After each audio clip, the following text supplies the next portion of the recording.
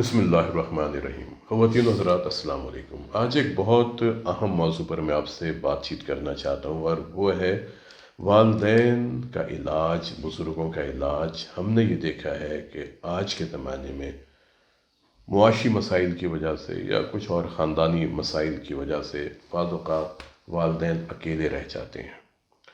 औलाद या तो शहर से बाहर होती है या मुल्क से बाहर होती है और वो कुछ मुलाज़मीन के सुपुर्द कर देते हैं वालिदैन को कि आपने इनको नहलाना है, आपने इनके कपड़े बदलने हैं, आपने इनको खुराक देनी है, आपने इनको दवाइयाँ देनी है।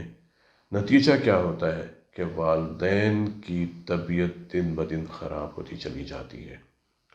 मैंने एक केस नहीं देखा, बेशुमार केसेस मैंने देखे हैं जहाँ पर जब किसी बुज़ुर्ग बाप को या वालिदा को लाया गया, उनके हालात इतने ख़राब हो गए थे कि उनसे उठा नहीं जा रहा था।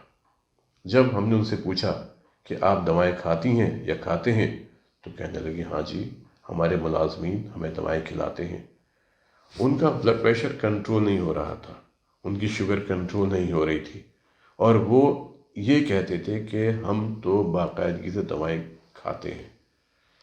जब हमने उन्हें अपने पास रखा और उन्हें हमने दवाएं देना शुरू की, आप हैरान होंगे कि दवाई की बहुत थोड़ी मिक़दार में उनका ब्लड प्रेशर भी कंट्रोल हो गया, उनकी शुगर भी कंट्रोल हो गई, उनका यूरिक एसिड भी कंट्रोल हो गया, उनकी चिकनाइयाँ भी कंट्रोल हो गई और उन्होंने बहुत जल्दी अपने आप को अच्छा महसूस करना शुरू कर दिया।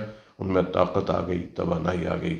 जब हमने उनके किसी और मुलाजिम से पूछा तो मालूम हुआ कि उनके घर में छोटे छोटे डब्बे हैं जो मुख्तलिफ दवाओं से भरे हुए हैं। आप ये देखें कितना जुल्म होता है। अब औलाद तो चली गई कि हमारे मुलाजमीन हमारे अब्बा को नहलाएंगे, कपड़े पहनाएंगे, आप उनकी हाइजीन का तसव्वुर नहीं कर सकते।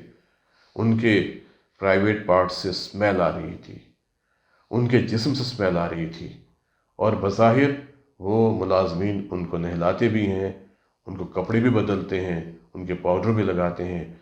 कुछ वालिदैन को मैंने देखा कि उनके बैट सोर हो चुके थे, उनके कूलों के ऊपर ज़ख़्म बने हुए थे, उनकी एड़ियों पर ज़ख़्म बने हुए थे और मुलाजमीन उनकी देखभाल कर रहे थे।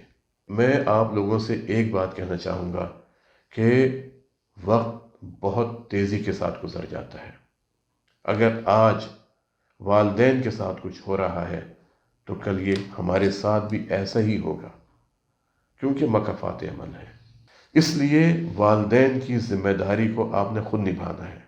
आप अपने वालिदैन को अपने साथ लेके चले जाएं। अगर आप बाहर किसी मुल्क में हैं, वालिदैन को लेके चले जाएं।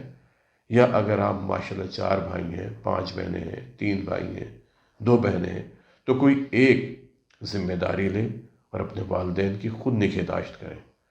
फिर वो चले जाएं, उनके बाद कोई और भाई या बहन आ जाएं और आप देखेंगे कि फिर आपके वालिदैन की सेहत कितनी बेहतर होना शुरू हो जाती है। और सेहत तो बेहतर होगी, जो दुआएं आपको मिलेंगी वालिदैन की, वो आपको इस दुनिया में भी और आखिरत में भी कामयाबियों कामरानी से हमकिनार करेंगी।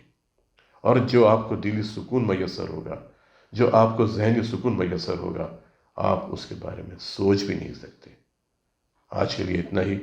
मिलते हैं किसी अगले प्रोग्राम में एक नए मौजू के साथ। अपना और अपने ख़ानदान के अफराद के दिल की सेहत का बहुत ख्याल रखें और कोशिश करें कि ज़िंदा रहें एक मज़बूत, सेहतमंद और तवाना दिल के साथ। अस्सलाम वालेकुम।